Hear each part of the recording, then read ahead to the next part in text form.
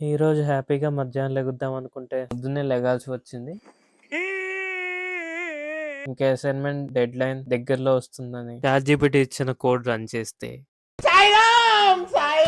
ఇంకా ఉన్న డిసప్పాయింట్‌మెంట్‌తో మొహం గూడా కడుక్కోకుండా, సరిగ్గా రెడీ అవ్వకుండా యూనివర్సిటీకి వచ్చేసాను. ఈరోజు ఫైనల్ ప్రెజెంటేషన్స్ అయితే అందరికన్నా లాస్ట్ ఇస్తే ప్రొఫెసర్ మార్కులు ఎక్కువేస్తారని లాస్ట్‌లో ఇచ్చాను. తీరా చూస్తే ప్రెజెంటేషన్ ఇచ్చాక ఆయన జర్మన్‌లో ఏదో సీరియస్‌గా మాట్లాడుతున్నారు. నాకేం అర్థం గాక సరే అని చెప్పేసి వచ్చేసాను. లంచ్ తిన్నాక ఇంటికి వెళ్ళాను. ఈ యూనివర్సిటీలో సాధించలేనిది జిమ్‌లో అయినా చేద్దామని వెళ్ళే దారిలో ఊరంతా చూసుకొని మంచి టైం ఎక్కి జిమ్‌కి వెళ్ళాను. జిమ్‌కి లేట్‌గా వెళ్ళాక ట్రైనర్ వచ్చి ఈ టైం దాకా జిమ్ కి రాకుండా ఏం చేస్తున్నారు?